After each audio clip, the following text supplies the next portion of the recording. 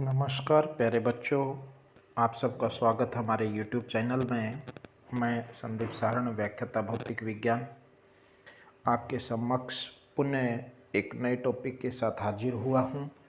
आज का हमारा टॉपिक रहेगा इक्वी पोटेंशियल सरफेस यानी समविभव पृष्ठ। सभी एग्जाम के लिए बहुत महत्वपूर्ण टॉपिक है और इसकी हम शुरुआत करते हैं। समविभव पृष्ठ जैसा कि इसके नाम में ही विदित है, यानी इंक्लूड है इसके नाम में कि सम और विभव दो पार्ट हैं इसके। सम का मतलब होता है समान और विभव का मतलब विभव, यानी समान विभव का पृष्ठ। सिंपल सा अर्थ इसका ये है, यानी वह पृष्ठ जिस पर के सभी बिंदुओं पर विभव का मान समान रहे। यानी फॉर एग्जाम्पल के तौर पे हम देख सकते हैं कि मान लीजिए कि हमने एक पृष्ठ ले लिया, ये बिंदु 1 2 3 ऐसे करके बहुत सारे बिंदु है। यहाँ भी विभव v हो, यहाँ भी v हो, यहाँ भी v, प्रत्येक बिंदु पर v हो। अगर आप इसको न्यूमेरिकल फॉर्म में देख लें तो हम मान लेते हैं कोई भी एक पृष्ठ ले लिया जाए और ये पृष्ठ है, इसके मान लीजिए ये A बिंदु है, ये B बिंदु है, ये C बिंदु है।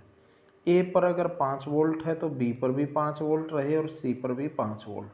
तो इस तरह के पृष्ठ को हम समविभव पृष्ठ कहेंगे। इससे बात स्पष्ट होती है हमारी कि अगर A बिंदु पर विभव का मान 5 वोल्ट है और B बिंदु पर भी 5 वोल्ट है तो A और B के बीच विभवांतर कितना होगा। विभवांतर का मतलब आप समझते हैं, दो बिंदुओं के विभव का अंतर। तो पहले बिंदु A बिंदु पर विभव कितनी है 5 वोल्ट, माइनस दूसरे पे भी 5 बराबर है 0। यानी हम दूसरी परिभाषा ये कह सकते हैं कि समविभव पृष्ठ वे पृष्ठ हैं जिसके प्रत्येक बिंदु पर विभव का मान समान हो या किन्हीं दो बिंदुओं के मध्य विभवांतर 0 हो। ये इसका मूल भाव है। आप यहाँ देख सकते हैं कि समविभव पृष्ठ विद्युत क्षेत्र का वह भाग या वह पृष्ठ जिसके प्रत्येक बिंदु पर विभव समान हो, और समविभव पृष्ठ के सभी बिंदुओं पर विभव अगर समान होगा तो दो बिंदुओं के बीच विभवांतर कितना हो जाएगा 0 हो जाएगा। यह अंडरस्टूड है। और जब मान लीजिए ये एक बिंदु A है, ये बिंदु B है, B बिंदु, यहाँ विभव V1, यहाँ विभव V2। तो A बिंदु से B बिंदु तक आवेश को ले जाने में किया गया कार्य कैसे निकालते हैं। कार्य क्या हो गया, आवेश गुणा में विभवांतर। और यदि ये समविभव पृष्ठ होता तो V1 और V2 के मान समान होते और यहाँ डेल्टा V का मान 0 हो जाएगा, तो किया गया कार्य भी क्या हो जाएगा 0। तो इससे ये भी स्पष्ट होता है कि आवेश को एक जगह से दूसरी जगह ले जाने में कोई कार्य नहीं होता, अर्थात कार्य 0 होता है। दूसरा तरीके से इसका हम ये भी कह सकते हैं कि हमने ये देखा था कि विभव बराबर है E.dl का समाकलन था माइनस में, ये डेल्टा V। अगर ये विभवांतर 0 हो जाए तो इसका भावार्थ क्या होगा कि E.dl बराबर है 0, और दोनों सदिश राशि हैं तो E.dl cos of theta is equal to 0। E भी 0 नहीं हो सकती, dl भी 0, क्योंकि विद्युत क्षेत्र भी है वहाँ और एक बिंदु से दूसरे बिंदु पर हम लेके गए जब आवेश को तो विस्थापन भी हुआ, तो ये दोनों तो 0 हो ही नहीं सकते। लेकिन पूरे को 0 कब होना है तो इसका मतलब कोस थीटा का मान क्या होगा 0, कोस ऑफ थीटा का मान क्या हो गया 0। तो कोस थीटा 0 कब होता है, जब थीटा का मान कितना हो 90 डिग्री। इसका सिंपल सा भावार्थ ये भी है कि विद्युत क्षेत्र और विस्थापन के मध्य 90 डिग्री का कोण अर्थात एक दूसरे के लंबवत है। तो हम ये भी कह सकते हैं कि विद्युत क्षेत्र है उस पृष्ठ के लंबवत होता है। कब, अगर हमारा समविभव पृष्ठ हो तो ये अगर समविभव पृष्ठ है A से X तक तो विद्युत क्षेत्र इसके हमेशा 90 डिग्री का कोण बनाएगा। ये बात ध्यान रखनी है। अब समविभव पृष्ठ के कुछ उदाहरण देख लेते हैं हम। बिल्कुल बहुत अच्छे तरीके से समझना हमने। विभवांतर का सूत्र देख लीजिए, ये था हमने एक बिंदु आवेश के लिए विभवांतर का या विभव का सूत्र पढ़ा था। तो V बराबर है के क्यू अपॉन आर। के कांस्टेंट है, एक निश्चित माध्यम है। बिंदु आवेश लिया गया आवेश भी अगर नियत हो तो V किस पे निर्भर करेगा, R पे। अगर R का मान नियत कर दें, यदि R को हमने स्थिर रख दिया, इसके मान में परिवर्तन नहीं किया, तो V का मान भी क्या होगा, नियत हो जाएगा। तो हम ये कह सकते हैं इस उत्तर से कि यदि किसी आवेश के चारों ओर R त्रिज्या का, यानी ये आवेश रख दिया, इसकी त्रिज्या ये है R त्रिज्या का एक गोला बना दिया जाए। अब क्या हो जाएगा, यहाँ बिंदु आवेश रखा है Q, इस पृष्ठ पर सभी बिंदु समान दूरी पर स्थित हैं। तो V बराबर क्या हो गया, Q upon 4 pi epsilon R। ये सारा कांस्टेंट हो गया, तो R पे निर्भर, और R क्या होती है, गोले की त्रिज्या नियत रहती है, अर्थात सभी बिंदु क्या है, समान दूरी पे, और समान दूरी पे होंगे तो V का मान क्या होगा, सब जगह पे समान। अतः किसी बिंदु आवेश के चारों ओर का गोलीय भाग समविभव पृष्ठ की तरह व्यवहार करेगा। एक उदाहरण तो ये हो गया। दूसरा उदाहरण भी ले सकते हैं हम, काफ़ी अच्छे समझने हैं इनको। ये कहता है यदि x अक्ष में विद्युत क्षेत्र हो तो x के लंबवत का तल, क्योंकि हमने ऊपर अभी पढ़ा था, याद हो तो, कि कोस ऑफ थीटा की वैल्यू 0 आई थी और थीटा इज इक्वल टू 90। इसका सिंपल सा ये मीनिंग है कि मान लीजिए ये विद्युत क्षेत्र की दिशा, हम चित्र से समझ लेते हैं, ये विद्युत क्षेत्र की दिशा E, इसके लंबवत जो भी पृष्ठ होगा, ये हमने लंबवत पृष्ठ ले लिया, ये x x डैश, ये वाला पृष्ठ हमारा समविभव पृष्ठ रहेगा। यानी विद्युत क्षेत्र के लंबवत रखा गया कोई भी पृष्ठ हमेशा समविभव पृष्ठ की तरह व्यवहार करेगा। एक है समविभव पृष्ठ समान प्रकृति व परिमाण के आवेश युग्म मिलकर भी बनाते हैं। वो कैसे बनाएंगे, एक प्लस का आवेश यहाँ रख दिया, एक प्लस का आवेश यहाँ रख दिया, तो क्या होंगे, ये ऐसे करके यहाँ इनका उदासीन बिंदु होगा। तो ये जो पृष्ठ होगा, ये एक ऐसा पृष्ठ होगा जिस पर V का मान नियत है। वैसे तो 0 होता है, यहाँ V का मान नियत रहेगा। तो इस तरह का चित्र आ जाए तो भी वो समविभव पृष्ठ की तरह काम करेगा। एक और देख लो, बिंदु आवेश। अब यहाँ संरचना के आधार पर है, बिंदु आवेश हो, अगर बिंदु आवेश दे रखा हो तो इसके चारों ओर के जितने भी गोले बनेंगे समान त्रिज्या के, वो सारे के सारे क्या होंगे, हमारे समविभव पृष्ठ की तरह व्यवहार करेंगे। रेखीय आवेश दे रखा हो, रेखीय आवेश का मतलब क्या होता था, ऐसे आवेश है, ये आवेश इसके ऊपर, तो ये कहता है इससे दूर बेलनाकार आकृति के जितने भी पृष्ठ बनेंगे वो सारे के सारे हमारे समविभव पृष्ठ होंगे। अगर हमारा रेखीय आवेश है तो बेलनाकार पृष्ठ, समाक्षीय बेलन, समाक्षीय बेलन का मतलब अक्ष उनकी वही रहेगी, बेलन कितने भी हो सकते हैं, 1 2 3, उनकी त्रिज्या और उनके आकार के हिसाब से कितने भी हो सकते हैं, लेकिन उनकी अक्ष एक ही रहेगी।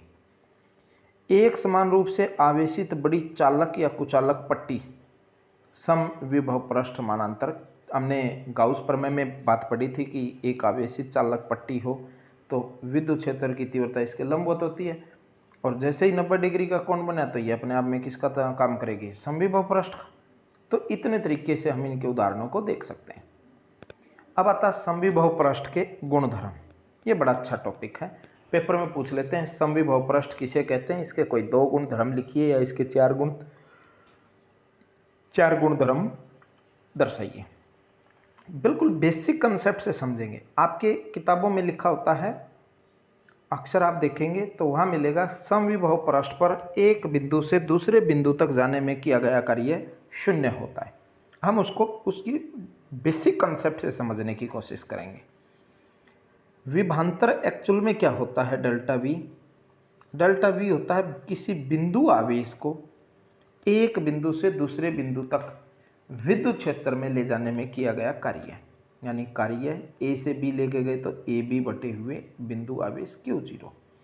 अगर ये एकांक आवेश है तो इसका परिमाण कितना हो जाएगा, 1, तो इसका परिमाण 1 लिख दिया मैंने। तो 1 की इधर गुणा करोगे तो डेल्टा वी अपने आप WAB के बराबर हो जाएगा। डेल्टा वी का मतलब क्या है, 2 बिंदुओं के मध्य विभवांतर, यानी VA माइनस VB, ये डेल्टा वी है। तो हमें पता लग गया कि कार्य किसके बराबर हो गया, दो बिंदुओं के विभव के अंतर के। अगर हमारा पृष्ठ समविभव पृष्ठ है तो क्या हो जाएगा, वी ए और वी बी क्या होंगे, समान, यानी ए बिंदु पर विभव का मान बी बिंदु पर विभव के मान के समान हो जाएगा। अगर दोनों समान है तो डेल्टा वी क्या हो गया, जीरो, और डेल्टा वी जीरो हो गया तो कार्य क्या हो गया, ए बी जीरो।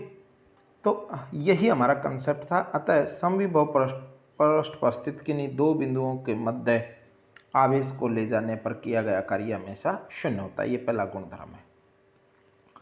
दूसरी, ऊपर अभी हमने बात पढ़ी थी कि समविभव पृष्ठ विद्युत क्षेत्र के लंबवत होता है, या ये कह सकते हैं कि समविभव पृष्ठ से गुजरने वाली विद्युत क्षेत्र या विद्युत बल रेखाएं हमेशा 90 डिग्री का कोण बनाती हैं। ये भी चेक कर लेते हैं।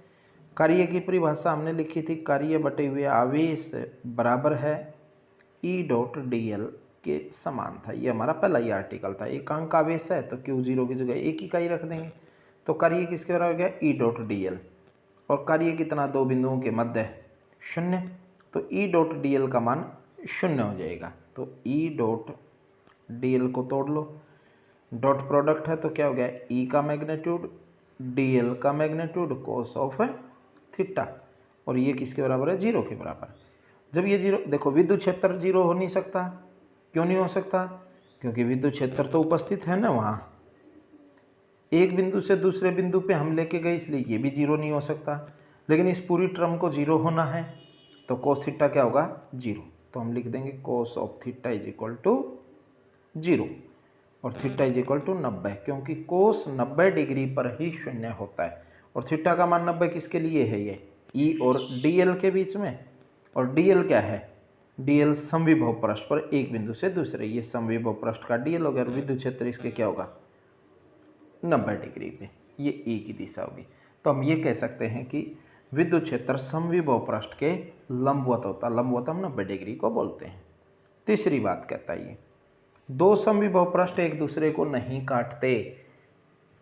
अब पेपर में भी क्वेश्चन आ जाता है कि समविभव पृष्ठ एक दूसरे को नहीं काटते क्यों, तो उसका आपको कारण क्या लिखना है। मान लीजिए फॉर एग्जाम्पल के तौर पे ये हमने दो समविभव पृष्ठ ले लिए, ये एक पृष्ठ है ए और ये दूसरा पृष्ठ है बी। जो ए पृष्ठ है इसका विभव वी ए है, और बी बिंदु है इसका इस पृष्ठ का जो विभव है वो वी बी है। तो सिंपल सी बात है कि जब ए अपना समविभव पृष्ठ है तो इसके हरेक बिंदु के ऊपर वोल्टेज कितनी रहेगी, वी ए। तो इसका मतलब ये कटान बिंदु है, यहाँ पर वोल्टेज कितनी है, वी ए। ये भी समविभव पृष्ठ है तो इसके नियम से ये क्या कहेगा कि इस पृष्ठ के प्रत्येक बिंदु पर विभव का मान क्या है, समान। तो ये कटान बिंदु वी बी पे भी उपस्थित है, तो यहाँ कितना मान हो गया, वी बी। और वी ए और वी बी दोनों बराबर है नहीं, और दोनों बराबर नहीं है तो इसका मतलब क्या हुआ कि जो हमारा एक कटान बिंदु पी है इस पर विभव के कितने मान हो गए, दो, जबकि एक ही बिंदु पर विभव के दो मान संभव नहीं। तो अगर ये एक दूसरे को काटते तो एक ही बिंदु पर दो विभव उपस्थित हो जाते, वी ए और वी बी, जो संभव नहीं है। अगर संभव नहीं है तो इसका मतलब हम कह देंगे कि ये कंडीशन भी हमारी सेटिस्फाइड नहीं होगी, ये शर्त भी लागू नहीं होगी। अतः हम कह सकते हैं कि समविभव पृष्ठ एक दूसरे को नहीं काटते, ये इसका आंसर हो जाएगा। नेक्स्ट हो, यदि किसी आवेश को एक समविभव पृष्ठ से अन्य समविभव पृष्ठ पर ले जाने में कुछ कार्य करना पड़ता है, ये बात स्पष्ट है। इस प्रॉपर्टी को ध्यान रखना कि हमने सिर्फ ये बात पढ़ी है कि एक ही समविभव पृष्ठ पर एक बिंदु से दूसरे बिंदु तक ले जाने में कार्य जीरो होगा, लेकिन एक समविभव पृष्ठ से दूसरे समविभव पृष्ठ पर जाएंगे तो कार्य करना पड़ेगा। बगैर कार्य किए एक पृष्ठ से हम दूसरे पृष्ठ पर नहीं जा सकते। तो इसलिए इस चीज़ को अंतर रखना दिमाग में कि अगर हम एक ही समविभव पृष्ठ के एक बिंदु से दूसरे बिंदु पे जाएं तो हमें कार्य नहीं करना पड़ेगा, कार्य शून्य हो जाए। लेकिन अगर समविभव पृष्ठ ही परिवर्तित करते हैं तो इसका मतलब हुआ कि विद्युत क्षेत्र के अनुदिश चले हैं हम, और विद्युत क्षेत्र के अनुदिश चलेंगे तो कार्य करना पड़ेगा, और विद्युत क्षेत्र के लंबवत चलेंगे तो कार्य नहीं करना पड़ेगा। और लास्ट कहता है कि बिंदु आवेश के लिए समविभव पृष्ठ समकेंद्रित गोले होते हैं। ये ऊपर हमने एग्जाम्पल भी पढ़ा था कि बिंदु आवेश होगा तो जो हमारा समविभव पृष्ठ होगा वो गोलाकार, सकेंद्री गोलाकार होंगे। कुछ महत्वपूर्ण बातें हैं।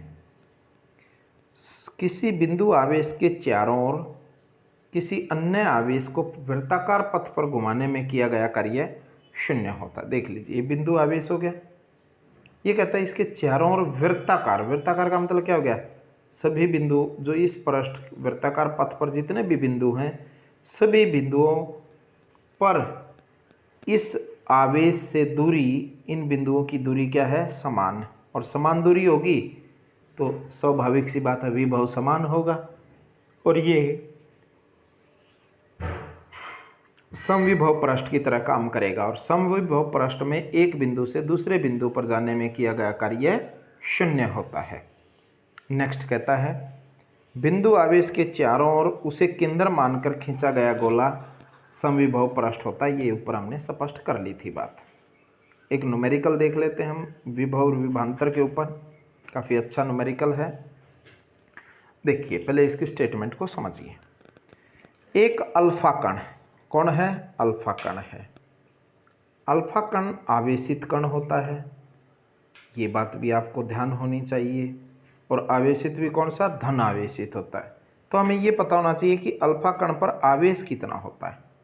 अल्फा कण पर आवेश कितना होता है, 2 गुना इलेक्ट्रॉन का, प्लस में होता है। इलेक्ट्रॉन के आवेश का 2 गुना होता है। ये हमारी पहली बात होगी, कण आते ही हमें समझ में आए। फिर ये क्या कहता है, एक अल्फा कण को विराम अवस्था में, यानी रुका हुआ है एक बिंदु पे, ए बिंदु पर, जहाँ विभव कितना है 70 वोल्ट, से दूसरे बिंदु बी पर जहाँ वोल्टेज कितनी है 50 वोल्ट तक ले जाने में उसकी गतिज ऊर्जा का मान कितना होगा।